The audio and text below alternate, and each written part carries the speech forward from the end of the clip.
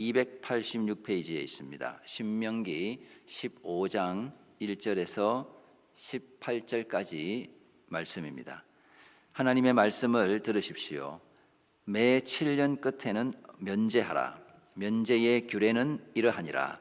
그의 이웃에게 구워준 모든 체주는 그것을 면제하고 그의 이웃에게나 그 형제에게 독촉하지 말지니 이는 여호와를 위하여 면제를 선포하였음이라. 이방인에게는 내가 독촉하려니와 내 형제에게 구워준 것은 내 손에서 면제하라. 내가 만일 내 하나님 여호와의 말씀만 듣고 내가 오늘 내게 내리는 그 명령을 다 지켜 행하면 내 하나님 여호와께서 내게 기업으로 주신 땅에서 내가 반드시 복을 받으리니 너희 중에 가난한 자가 없으리라.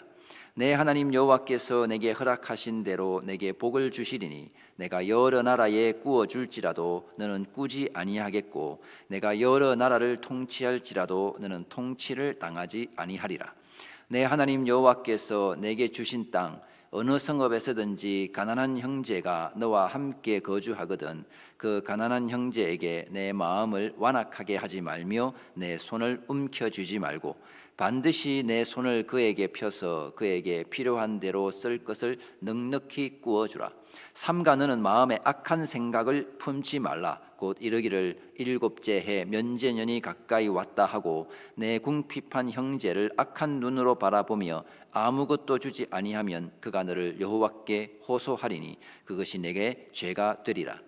너는 반드시 그에게 줄 것이요 줄 때에는 아끼는 마음을 품지 말 것이니라. 이로 말미암아 내 하나님 여호와께서 내가 하는 모든 일과 내 손이 닿는 모든 일에 내게 복을 주시리라. 땅에는 언제든지 가난한 자가 그치지 아니하겠으므로 내가 내게 명령하여 이르노니 너는 반드시 내 땅 안에 내 형제 중 곤란한 자와 궁핍한 자에게 내 손을 펼지니라. 내 동족 히브리 남자나 히브리 여자가 내게 팔렸다 하자 만일 6해 동안 너를 섬겼거든 7째 해에 너는 그를 놓아 자유롭게 할 것이요 그를 놓아 자유하게 할 때에는 빈손으로 가게 하지 말고 내 양무리 중에서와 타작마당에서와 포도주 틀에서 그에게 후히 줄지니 곧 내 하나님 여호와께서 내게 복을 주신 대로 그에게 줄지니라. 너는 애굽 땅에서 종되었던 것과 내 하나님 여호와께서 너를 속량하셨음을 기억하라. 그것으로 말미암아 내가 오늘 이같이 내게 명령하노라. 종이 만일 너와 내 집을 사랑함으로 너와 동거하기를 좋게 여겨 내게 향하여 내가 주인을 떠나지 아니하겠노라 하거든 송곳을 가져다가 그의 귀를 문에 대고 뚫으라. 그리하면 그가 영구히 내 종이 되리라. 내 여종에게도 그같이 할지니라. 그가 6해 동안에 품꾼의 삭세 배나 받을 만큼 너를 섬겼은즉 너는 그를 놓아 자유하게 하기를 어렵게 여기지 말라. 그리하면 내 하나님 여호와께서 내 범사에 내게 복을 주시리라. 아멘. 오늘 본문은 우리 크게 두 가지 율법의 규정을 다루고 있습니다. 첫 번째는 빚을 탕감해 주는 율법이고 두 번째는 종을 해방시켜 주는 율법입니다. 이것들은 모두 10계명 중에 제4계명 안식일을 기억하여 거룩히 지키라는 계명에 확장된 율법입니다. 표면적으로 보면 이 두 율법은 오늘날 우리와는 별로 관계가 없어 보입니다. 빚을 탕감해 주는 율법은 현대에도 개인 간의 사적인 금전 거래가 있기는 하나 대부분 금융기관을 통해서 대출을 하기 때문에 나와는 별로 상관이 없는 것처럼 보입니다. 그리고 우리들 대부분은 대출을 받은 사람이지 누군가에게 돈을 빌려주는 사람은 아닌 경우가 더 많습니다. 그리고 종을 해방시켜주는 것도 현대의 노예 제도가 금지된 사회에 우리가 살고 있기 때문에 나와 아무런 상관이 없는 율법처럼 보여집니다. 지금으로부터 약 3,500년 전 사회, 그것도 이 팔레스타인 지역에 정착해 살게 된 이스라엘 백성에게 주어진 율법이기 때문에 이게 나와 무슨 상관이 있나 하는 생각이 듭니다. 그래서 우리가 이 구약 율법을 해석할 때는 그 율법에 담긴 정신, 그러니까 하나님의 마음을 헤아려 볼 수 있어야 합니다. 그렇지 않고 이 율법을 문자적으로 그대로 해석해버리면 기독교에 대한 굉장한 오해가 발생할 수 있고, 또 문자적 순종이 때로는 또 다른 문제를 야기할 수도 있는 것입니다. 따라서 오늘날 우리는 이 신구약 성경을 정확무고한 하나님의 말씀으로 믿고 신앙과 행위의 유일한 법칙으로 받아들이고 순종하지만, 그 말씀을 적용할 때는 문자적 순종이 아니라 그리스도 안에서 성취된 율법으로 받아들이고 예수님의 해석과 또 성령의 조명하심, 그리고 사랑의 원리를 따라서 순종해야 하는 겁니다. 그래서 신명기 15장 1절에 매 7년 끝에는 면제하라는 이 명령에 아이고 어떡하지 놀라는 분이 계실지는 모르겠는데요, 누군가에게 지금 돈을 빌려주어서 채권자인 분이 계시다면 지금 당장 여러분이 가진 그 채권 정서를 다 폐기하라는 명령은 아닌 것입니다. 그러면 먼저 이 첫 번째 율법, 빚을 탕감해 주어라는 율법부터 한번 생각해 보도록 하겠습니다. 빚을 탕감해 주라는 이 명령은 안식년 제도와 연결되어 있죠.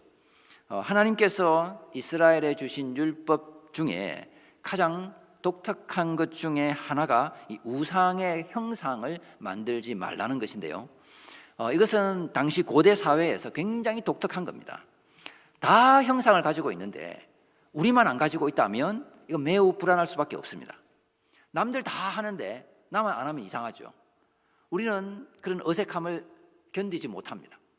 그러나 하나님의 택한 백성인 이스라엘은 그들을 둘러싼 이방 나라들과 달리 신의 형상을 만들면 안 됩니다. 천지 만물의 창조주가 되신 하나님께서 그런 형상에 매여 계신 분이 아니기 때문이죠. 또 하나 독특한 게 바로 이 안식일 제도입니다. 7일을 한 사이클로 해서 매 7째 날에 안식했습니다. 이날은 사람도 쉬고 가축도 쉬고 마치 시간이 정지된 것처럼 모두가 쉬는 날입니다. 하루하루 땅을 파서 먹고 살아야 하는 고대 농경사회, 목축업을 하는 사회에서 아무것도 하지 않고 쉰다는 것은 엄청난 모험입니다. 과연 그렇게 해서 이게 생존이 가능할까 하는 의구심이 들죠. 그런데 이 안식일보다도 더 기가 막힌 것은 안식년입니다. 약속의 땅에 들어가서 농사를 짓기 시작한 때로부터 7년째 되는 해를 안식일의 확장으로 보고 1년 동안 농사를 안 짓는 겁니다. 아예. 말도 안 되는 법이 이스라엘이 지켜야 하는 율법 중에 있습니다. 주변 나라들이 보고서 다들 미쳤다고 했겠죠. 뿐만 아니라 야, 너희가 믿는 신인 그 여호와가 좀 상식이 없는 것 아니냐? 이런 표현을 했을 리 틀림없습니다. 거기서 한 걸음 더 나아가면 뭐가 있습니까? 이제 희년이 있죠. 50년째에는 희년이라고 해서 쉬는 것도 하고 또 모든 묶여 있는 것들을 놓아주는 큰 해방의 해가 희년입니다. 그래서 안식년인 49년째와 희년 이 50년은 연속으로 2해 동안 농사도 안 짓고 그렇지만 잘 먹고 잘 사는 그런 시기가 되는 거죠. 당시에 평균 수명을 고려한다면 누구든지 평생에 최소한 한 번은 이 희년을 경험해 볼 수 있는 겁니다. 신명기 15장에서 매 7년 끝에 면제하라는 것은 바로 안식년 때 해야 하는 일들 중에 하나입니다. 이 해에는 농사도 안 짓고 쉬면서 동시에 나에게 누군가 빚진 자가 있다면 그 빚을 탕감, 면제, 원어의 의미를 따르면 그냥 쉬게 하라는 말입니다. 그러니까 빚을 갚기 위해서 아등바등 사는 그 사람들의 빚을 없애주어서 그들로 쉬게 하라, 그들로 안식하게 하라는 율법이죠. 출애굽기 23장 11절에 7째 해에는 갈지 말고 묵혀두어서 내 백성의 가난한 자들이 먹게 하라. 그 남은 것은 들짐승이 먹으리라. 내 포도원과 감람원도 그리할지니라. 안식년 규정에서 갈지 말고 묵혀두어라는 것도 바로 수고하는 땅에게 쉼을 주라는 것으로 신명기 15장 1절에서 면제하라와 같은 단어를 사용하고 있습니다. 그래서 땅도 쉬게 하고 사람도 쉬게 하는 게 이 안식년을 지키는 대원칙이죠. 자, 그런데 안식년에 땅을 쉬게 하는 것은 수긍이 됩니다. 이거는 내 땅을 쉬게 하는 것이고, 내가 일 안 해도 하나님께서 그 전해의 소출을 많이 주신다고 하니까 이거는 뭐 내가 손해 볼 것도 없고 아쉬울 것도 없죠. 오히려 일 안 하고 한 해를 보낼 수 있으니까 이건 나에게 이익이고 좋은 겁니다. 자, 그런데요, 나에게 빚진 자에게 그들을 쉬게 하고 면제하라는 것은 아마도 받아들이기가 쉽지 않을 겁니다. 1절에 면제하라고 했으니까 그러면 면제의 조건은 뭐지? 이 생각이 가장 먼저 우리 머리에 떠오를 겁니다. 세상에 공짜가 없죠. 그러니 당연히 면제해 주라고 했으며 다른 무슨 조건이 있어야 한다고 생각하는 게 자연스러운 인간의 반응입니다. 자, 그런데 성경에는 면제의 조건이 없습니다. 그냥 7년째가 되면, 안식년이 되면 그냥 채무가 없어지는 겁니다. 게다가 2절을 보면요, 우리가 새 한글 성경으로 한번 읽어보겠습니다. 시작. 빚을 없애주는 일은 이렇게 하면 됩니다. 빚 준 사람은 그의 이웃에게 준 빚을 없애주겠다는 뜻을 밝힙니다. 이웃이나 형제에게 다그치지 마십시오. 빚을 없애주라는 여호와의 뜻이 선포되었으니까요. 하나님의 뜻이 빚에서 해방시켜주는 것이니까 그것으로 끝. 뭐 다그치거나 독촉해서는 안 됩니다. 그냥 안식년이 되면 빚이 없어지는 거죠. 이게 빚진 사람에게는 너무 좋은 일이고 마치 만세를 부를 일이지만, 돈을 빌려준 사람 입장에서 생각해 보면 이런 억울한 일이 어디 있겠습니까? 자, 이런 법이면 다들 어떻게 될까요? 최대한 대출을 땡겨 쓰고서는 안식년이 되기만을 기다리고 있을 것 같습니다. 그러니까 도덕적 해이는 불을 보듯 뻔한 일이 되어 보입니다. 자, 그러나 하나님께서 그렇게 허술한 분이 아니죠. 대충 법 만들어 놓고서는 제대로 작동을 안 하면 아이고 이게 아닌가 보네 이렇게 하실 분이 아닙니다. 이스라엘 백성 사이에 이 빚은 땅과 관련이 있습니다. 이스라엘 백성은 모두가 공평하게 땅을 분배받았습니다. 인구 조사의 목적이 바로 땅 분배를 위해서죠. 그래서 누가 더 많고 더 적은 그런 땅이 없습니다. 모두가 지파와 가문별로 이 수에 비례해서 땅을 분배받습니다. 자, 그래서 각자 자기 땅에서 농사 짓고 또 수확해서 먹고 살면 됩니다. 그런데 이 세상 일이라는 게 그렇게 단순하지가 않죠. 전혀 예측할 수 없는 일들이 일어나기도 합니다. 일시적인 기근이나 아니면 병충해나 질병이나 사고로 일을 할 수 없는 상황이 발생할 수가 있죠. 그러면 어떻게 해야 될까요? 옆집에 가서 곡식을 빌려 와야 됩니다. 빚을 지는 거죠. 자, 이때 담보물로 제공하는 게 자기 땅입니다. 그리고 이웃은 그 땅을 담보물로 받고 곡식을 빌려줘야 합니다. 그러니까 빌려줘야 하는 게 의무죠. 이스라엘 백성들 사이에서는. 자, 그러다 보니까 바로 내년이 안식년이면 땅 담보로 곡식을 빌려주어도 나중에 갚지도 못하겠네, 결국 내 소유만 없어지겠네, 이런 생각이 들까요, 안 들까요? 자, 그래서 9절에 보면 9절 10절 있습니다.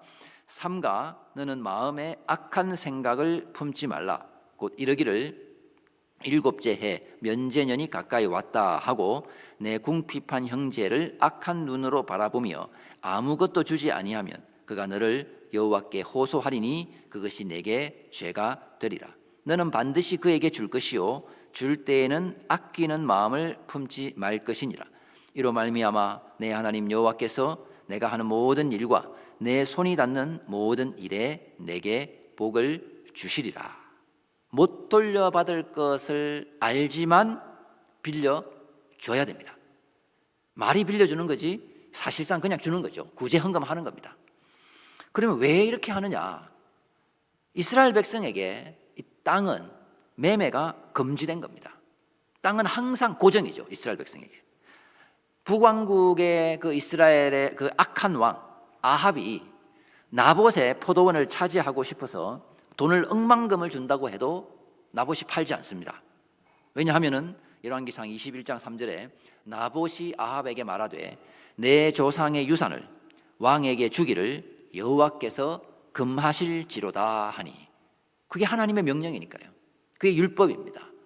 제7년 안식년에 모든 빚을 탕감함으로 땅이 항상 그 자리에, 그러니까 그 지파와 가문에 고정되도록 한 겁니다. 그렇게 해서 최소한의 이 사회에 안전망을 만드는 거죠. 그래서 다시 일어설 수 있는 기회를 주는 회복의 장치입니다. 이 땅을 통해서. 그래서 이 탕감은 무책임하고 노력하지 않는 이들에 대한 면죄부가 아닌 거죠. 자, 그래서 이 규정은 같은 동족인 이스라엘 민족 내에서만 적용되는 원칙입니다. 이방인에게는 뭐라고 합니까? 독촉해도 된다고 하죠. 그러나 형제에게 빌려준 것은 그냥 놓아주라고 명령합니다. 왜냐하면 이방인에게 돈을 빌려주는 것은 땅, 그러니까 하나님의 기업과는 관련된 일이 아니기 때문이죠.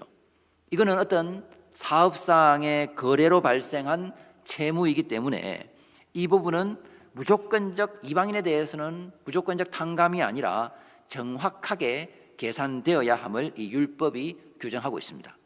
자, 그렇게 해서 이 이스라엘의 궁극적인 모습, 그러니까 하나님 나라의 완전한 모습은 어떤 모습이냐? 가난한 자가 없는 겁니다. 이 땅에서 죄로 인해서 발생한 그 모든 여파들이 없는 상태, 완전한 해방의 상태, 그 노임의 상태가 바로 하나님 나라의 궁극적 아름다움입니다. 아무도 돈 때문에 누군가에게 예속되는 일이 없는 거죠.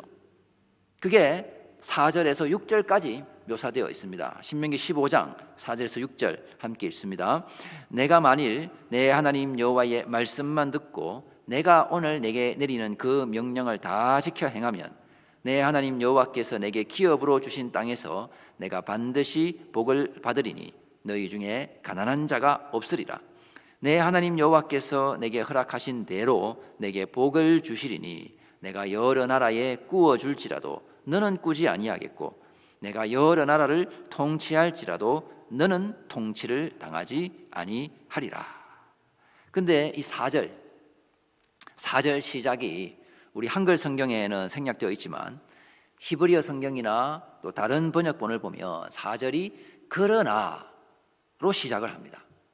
이게 무슨 말이냐면 하나님의 복을 받아서 가난한 자가 없고 다른 나라를 통치하지, 나는 통치받지 않고 나는 꾸어줄지라도 나는 꾸지 않는 상태, 이것이 이스라엘의 복된 상태, 하나님 나라의 완전함을 보여주는 겁니다. 이게 이스라엘의 기본값이라는 말이죠. 그러니까 4절, 5절, 6절에 있는 게 이스라엘의 당연한 모습, 기본값입니다.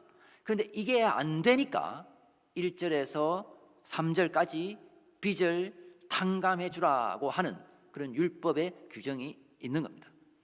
그래서 이 구약 율법의 빚 탕감 규정은 일시적이고 제한된 겁니다. 원래 하나님 나라에서는 가난한 자가 없습니다. 그 완전한 모습을 위해서 예수님께서 오셔야만 했고, 예수님께서 공생의 사역을 시작하신 초기에 나사렛 회당에서 읽은 그 선지자 이사야의 글이 바로 하나님 나라의 아름다움을 보여주는 말씀이죠. 하나님 나라의 기본값이 뭔가를 보여줍니다. 누가복음 4장 16절 이하에 보면 예수께서 그 자라나신 곳 나사렛에 이르사 안식일에 늘 하시던 대로 회당에 들어가사 성경을 읽으려고 서심해 선지자 이사야의 글을 들이거늘 책을 펴서 이렇게 기록된 데를 찾으시니 곧 주의 성령이 내게 임하셨으니 이는 가난한 자에게 복음을 전하게 하시려고 내게 기름을 부으시고 나를 보내사 포로된 자에게 자유를, 눈먼 자에게 다시 보게 함을 전파하며 눌린 자를 자유롭게 하고 주의 은혜의 해를 전파하게 하려 하심이라 하였더라. 책을 덮어 그 맡은 자에게 주시고 앉으시니 회당에 있는 자들이 다 주목하여 보더라. 이에 예수께서 그들에게 말씀하시되 이 글이 오늘 너희 귀에 응하였느니라 하시니. 바로 신명기 15장 1절에 면제하라, 그리고 12절에 보면은 자유롭게 할 것이요, 바로 이 사역을 위해서 예수님께서 오신 겁니다. 자유를, 해방을 선포하기 위해 오신 거죠. 모든 억눌림은 죄로 인해서 발생한 것이기 때문에 예수님께서 그 죄의 문제를 해결하심으로 이 땅에서 모든 그 사로잡혀 있는 것들 다 놓아주는 겁니다. 그래서 신명기 15장 12절부터는 노예로 팔린 이들에 대한 이 해방을 규정하고 있는데요, 이것도 마찬가지 이 땅과 연결되어 있는 거죠. 가난해서 땅을 담보로 곡식을 빌렸는데 더 이상 나중에는 담보로 제공할 이 땅도 없으면 어떻게 되냐? 이제는 자기 몸을 담보물로 주어서 생명을 이어가는 겁니다. 이것도 마찬가지 안식년이 되면 해방이죠. 모든 담보물은 땅, 사람 몸, 목숨, 원래 자리로 돌아갑니다. 땅이든 사람이든 원래 있어야 하는 자리, 하나님 나라의 그 아름다운 상태로 돌아가는 거죠. 그게 바로 하나님의 질서입니다. 지금 우리는 자본주의 사회를 살고 있습니다. 자본주의 사회는 돈이 돈을 버는, 자본이 자본을 버는 사회죠. 그러나 농경 사회에서 가장 큰 가치 수단은 땅과 노동력입니다. 땅과 노동력이 제 위치에 있는 게 그게 질서입니다. 그래야 사회가 안전하죠. 불안하지 않고 평안한 사회가 됩니다. 그런데 땅과 노동력이 이 사람들 사이에서 질서가 깨지고 그 균형이 깨지면 어떻게 될까요? 사회가 불안해지죠. 그래서 질서의 상태는 땅과 노동력이 골고루 분산되어 있는 겁니다. 그래서 이게 밸런스가 딱 맞춰진 상태가 그게 아름다운 상태인 거죠. 그런데 인간의 욕망은 그 균형을 깨뜨려서 한쪽으로 모으려고 합니다. 이게 바로 빈익빈 부익부 현상으로 나타납니다. 똑같이 땅을 분배받은 이스라엘에도 이런 현상이 일어납니다. 그래서 매 7년마다 안식년에 그것을 다시 다 흔들어서 평평하게 만들어버리는 거죠. 그래서 조금이라도 불쑥 이게 솟아나온 부분이 있다면 그거는 50년째 희년이 되면 완전하게 똑같아지는, 평평해지는 거죠. 그러면 그 사회는 지속 가능한 사회, 역사가 끊어지지 않는 사회가 되는 겁니다. 그러나 인류 역사에서 그런 사회가, 그런 국가가 없었죠. 하나님의 율법을 받은 이스라엘조차 심각한 사회적 불평등으로 인해서 결국은 망했습니다.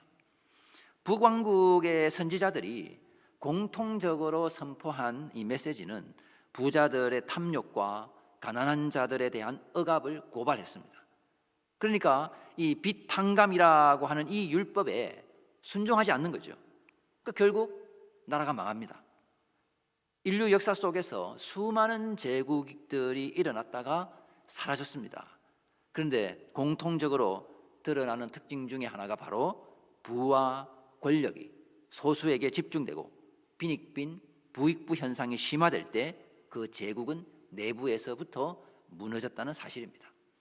고대 로마는 소수의 귀족이 토지를 독점하면서 중산층 농민이 몰락했죠. 그리고 도시의 빈민들은 빵과 서커스만을 의존하다가 결국 사회적 기반이 붕괴했습니다. 프랑스 혁명도 상층부의 사치와 민중의 굶주림이 극대화되면서 폭발한 겁니다. 역사학자들이 다 입을 모아 말하는 것은 극심한 불평등은 그 어떤 외부 침략보다도 제국을 빨리 무너뜨린다는 사실입니다. 하나님께서 바로 이 점을 아신 거죠. 그래서 신명기 15장에서 형제를 가난에 빠뜨린 채 내버려 두지 말고 마음을 악하게 품지 말라고 명령하시는 거죠. 이건 단순히 개인의 자선 차원을 넘어서 하나님 나라 백성의 이 공동체가 무너지지 않도록 지키는 언약의 장치였습니다. 오늘 우리가 사는 사회도 다르지 않습니다. 자본주의 사회가 성취와 번영을 주었지만은 동시에 인간을 도구로 만들고 빈부격차를 심화시키는 그런 위험을 안고 있습니다. 교회와 성도는 이 시대에 형제를 존중하라는 이 하나님의 말씀을 붙들고 사회 속에서 나눔과 공평을 실천하는 하나님 나라의 정인으로 살아야 하는 것입니다. 우리가 한 국가가 망국의 길로 가는 걸 우리 개인의 힘으로는 막을 수는 없지만은 최소한 우리가 교회에서는 돈 때문에 내 자존심이 올라간다거나 아니면 돈 때문에 상처를 받는다거나 하는 이런 일이 있어서는 안 되는 겁니다. 돈 있으면 좀 안심이 되고 돈 없으면 불안하고 그런 사회가 되어서도 안 되고 더구나 교회가 그렇게 되어서는 안 되는 거죠. 서로를 향한 관대와 존중이 있어야 하는 겁니다. 이번 휴가 때 오랜만에 한국에 갔고요. 할아버지를 만났습니다. 할아버지는 한국 나이로 이제 98세가 되셨지만 여전히 아주 총기가 있으시고 할머니는 96세신데 제가 미국에 올 때는 할머니가 치매가 아니었는데 지금은 치매입니다. 그래서 다들 자녀들도 뭐 아니면 이웃들을 잘 못 알아보시는데요. 근데 제 얼굴을 보자마자 저는 바로 알아보시더라고요. 아이고 태연이 아니가. 제가 할아버지 할머니 사랑을 많이 받고 자랐는데 그래서 저는 그 할머니의 기억에 각인되어 있는 모양입니다. 할아버지가 이제 마지막이라고 하는 생각이 자꾸 드시는지 그러니까 저의 아들들, 그러니까 정손자들을 이렇게 앉혀놓고는 이제 옛날 이야기를 하시는 겁니다. 자기 인생 이야기를 하시는 거죠. 그것도 우리 아들들이 잘 듣고 있더라고요. 그 중에 45년, 그러니까 해방될 당시에 할아버지가 고등학생이었는데 항상 학교에서 1등 했다고 합니다. 그래서 당시에 서울대학교 농과대학의 뭐 추천으로 그러니까 무시험으로 바로 갈 수 있는 그런 자격이 있었다고 하는데 결론은 못 갔습니다. 왜냐? 48년에 대한민국 정부가 수립되고 농지 개혁을 하면서 유상 매입, 유상 분배를 했죠.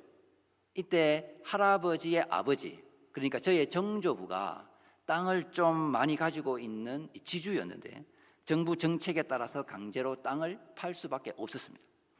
물론 이 땅에 대한 그 보상으로 지가 정권, 그러니까 채권을 받기는 했지만은 평생 모은 그 재산을 한순간에 잃어버리니까 얼마나 속이 쓰리겠습니까? 그러니까 정조부가 일찍 조실 부모하고 이 남의 집에 머슴으로 들어가서 평생 정말 근면 성실 하나로 재산을 모으고 자장농이 되고 또 농지를 그래도 좀 많이 소유한 그런 지주가 되었는데 그걸 이제 빼앗겼다고 생각을 하니까 이게 화병이 생겨서 결국 이제 위암에 걸렸다고 합니다. 그래서 나중에 이제 위암 수술을 했는데 그 수술한 분이 이 부산의 보건병원의 장기려 박사님이었다고 하더라고요. 자, 그렇게 지주에서 이제 자장농으로 전락하면서 아들을 서울에 유학 보낼 형편은 안 되었던 겁니다. 게다가 이게 유상 매입이었으니까요. 지가 정권을 받기는 했지만은 6.25 전쟁이 터지면서 사실상 이게 다 휴지 조각이 되어버렸죠. 그래서 할아버지는 이제 먹고 살아야 되니까 공무원이 되어서 정년 은퇴를 하셨고 지금은 40년 넘게 연금 받고 그냥 생활하고 계십니다.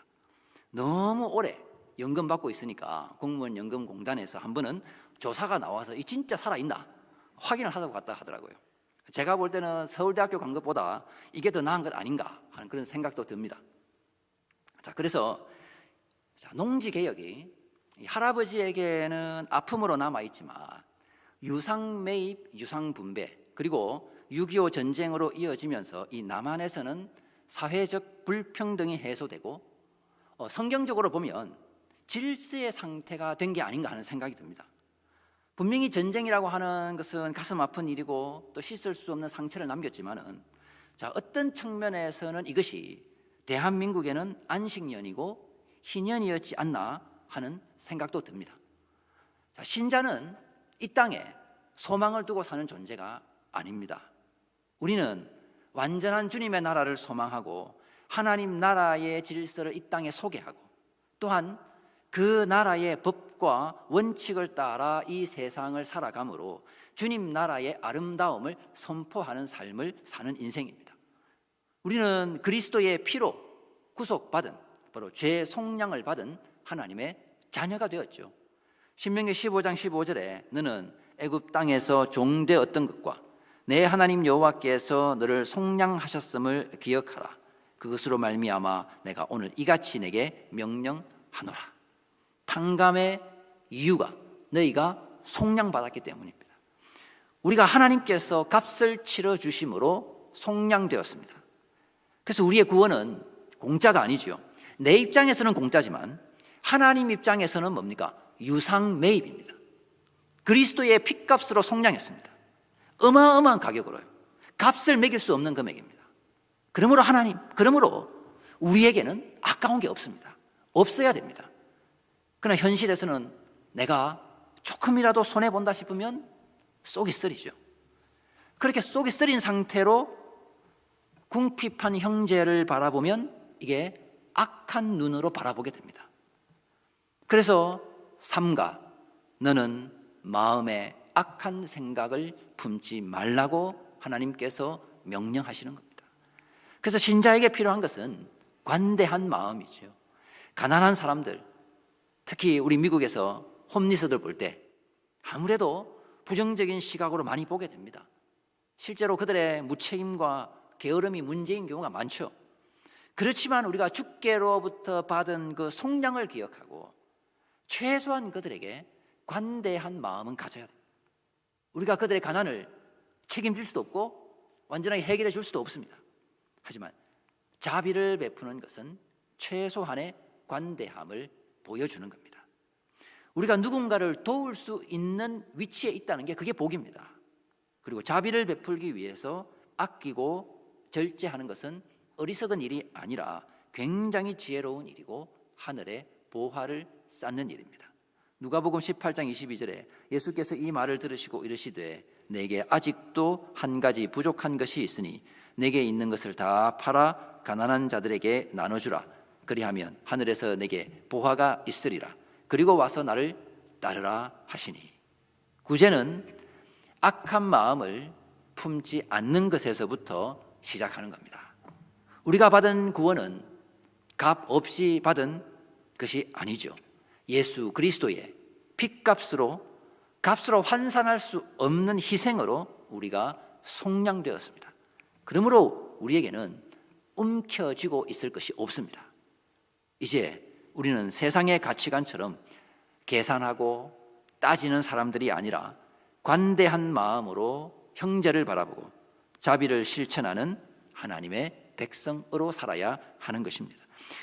우리의 작은 구제와 그 사랑의 실천은 단순한 선행이 아니라 바로 하늘의 보화를 쌓는 복된 삶이고 하나님 나라를 이 땅에 드러내는 그 아름다움을 드러내는 증거가 될 것입니다. 그러므로 오늘 우리 이 말씀을 붙잡고 마음에 악한 생각을 품지 않고 은혜 받은 자답게 이웃을 향한 그 관대와 사랑으로 살아가는 거룩한 주의 백성들이 되시기를 바랍니다. 우리 주신 말씀